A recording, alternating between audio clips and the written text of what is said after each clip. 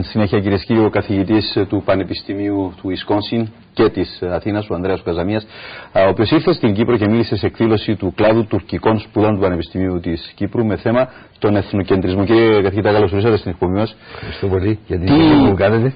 Τι είναι αυτό το συνέδριο, διάλεξη σεμινάριο, τι ήταν για τον εθνοκεντρισμό? Ναι.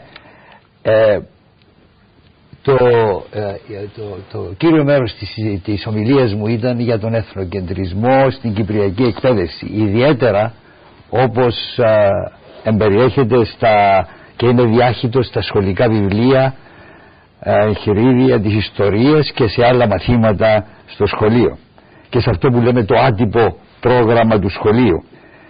Και η ομιλία αυτή είχε άμεση σχέση με τις διαπιστώσεις και προτάσεις που είχαμε κάνει κάποτε, αν θυμάστε, στην έκθεση για την εκπαιδευτική μεταρρύθμιση, όπου κάναμε την εισήγηση να αναθεωρηθεί ο ιδεολογικός προσανατολισμός του κυπριακού εκπαιδευτικού συστήματος, να αφαιρεθούν ορισμένα στενά εθνοκεντρικά στοιχεία και να παρουσιαστεί ο εαυτός μας διαφορετικά από ό,τι είναι. Από ό,τι είναι και παράλληλα με τους άλλους. Εγώ θα υπέβαλα ότι αν παρουσιάζουμε τον εαυτό μας διαφορετικά από ό,τι είναι στα βιβλία της ιστορίας, θα εγκληματίσουμε. Ναι, αλλά όχι, τα βιβλία της ιστορίας πώς παρουσιάζουν τον εαυτό μας. Πώς τον παρουσιάζουν και θεωρείτε ότι ενδεχομένως τον παρουσιάζουν λάθος και θέλετε να το αλλάξετε? Τι είναι εκείνο που θέλετε να αλλάξετε? Πολύ σωστά. Όταν λέμε εθνοκεντρισμός στην εκπαίδευση, εννοούμε την τάση να χρησιμοποιεί κανείς τους κανόνες και τις αξίες της δικής του ομάδας ως μέτρο για την κρίση και την αξιολόγηση των αξιών άλλων. Το τι εννοούμε είναι ότι στα σχολικά εγχειρίδια... Ο Τσέρτσιλ, ας πούμε, αν δεν κάνω λάθος, ο Τσέρτσιλ το είπε, οι ήρωες πολεμούν σαν Έλληνες, να τα ξεχάσουμε, διότι είναι πολύ διαφορετικά. Ναι. Αλλά στην περίπτωση όμως τη δικιά μας είναι πώς παρουσιαζόμαστε εμείς στα βιβλία της ιστορίας και πώς παρουσιάζονται οι Τούρκοι. Ενώ εμείς παρουσιαζόμαστε σε όλη την ιστορική εξέλιξη. Μιλάτε για την σύγχρονη ιστορία, κύριε καθηγητά, ή γενικά από την Οθωμανική Αυτοκρατορία και σήμερα. Σαν παραδείγματος χάρη παρουσιαζόμαστε, ας πούμε, από την ίδρυση της Κυπριακής Δημοκρατίας το 1960 και σήμερα. Και ας πούμε τα γεγονότα που συνέβησαν από το 1960 μέχρι το 1974 κλπ. Τα βιβλία της ιστορίας παρουσιάζουν αυτά τα γεγονότα ότι αυτοί φταίνε. Εμείς είμαστε οι δίκαιοι και ό,τι έγινε δηλαδή φταίνε οι Τούρκοι. Εθνοκεντρισμός στην παιδεία. Φταίνε οι Τούρκοι, οι Τουρκοκύπροι. Και αυτό διδάσκεται στα σχολεία.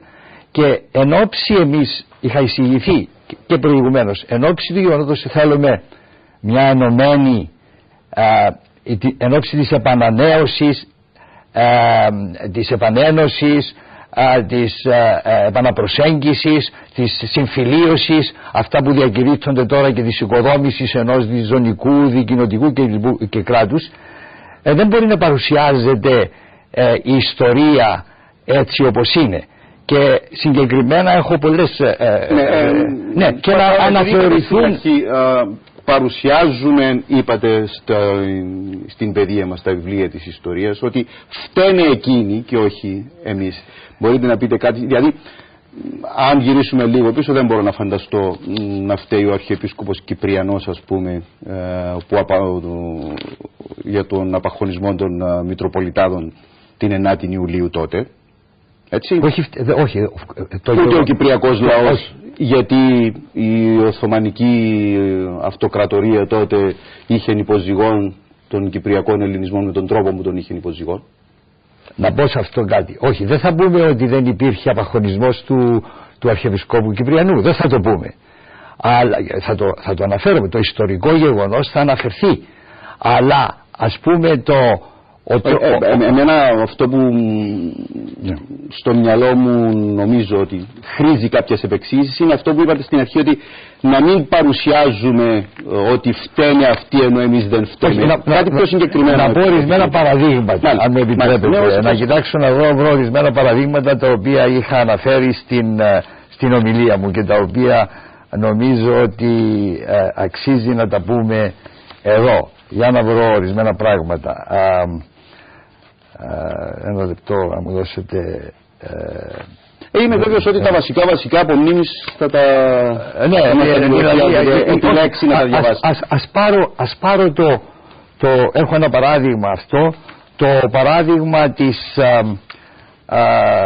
του γεγονότος του 1974. Ας πάρω το παράδειγμα του 1974. Να δω να το βρω αυτό το παράδειγμα. Το 1974 έγινε η τουρκική εισβολή στην Κύπρο. Ναι, για να το δω όμως, συγγνώμη, γιατί δεν είχα υπόψη μου ότι θα μου κάνετε αυτό το ερώτημα. Για να το πω. Παρουσιάζομαι, ας πούμε, να το πω κάπου διαφορετικά. Στα βιβλία της ιστορίας παρουσιάζονται οι Οθωμανοί ως Τούρκοι και η Οθωμανοκρατία ως Τουρκοκρατία. Χαρακτηρισμοί που ήδη οι Τούρκοι, εδώ είναι η γλώσσα, πώς παρουσιάζονται. Και παραδείγματος χάρη στην αφήγηση της άλωσης της Αμοχώστου ιστορικά, ο αναγνώστης μαθητής διαβάζει ότι οι Τούρκοι επιδόθηκαν στις συνηθισμένες σφαγές και λαιλασίες. Προσέξτε, είναι πώς παρουσιάζεται ο άλλος. Αυτός ο λόγος απεικονίζει έμμεσα ένα παραδοσιακό στερεότυπο του βάρβαρου και αιμοβόρου Τούρκου. Το οποίο δεν είναι αληθινό κατά εσάς και δεν πρέπει να το παρουσιάζουμε έτσι. Και που με τη σειρά του λέει υπονοεί τη γενική συνεκδοχή ότι όλοι οι Τούρκοι, άνδρες και γυναίκες, είναι εσαΐ, βάρβαροι και αιμοβόροι. Λοιπόν, δεν είναι αυτό που εννοεί το βιβλίο της ιστορίας, κύριε καθηγητά, όταν λέει ότι επιδόθηκαν οι Τούρκοι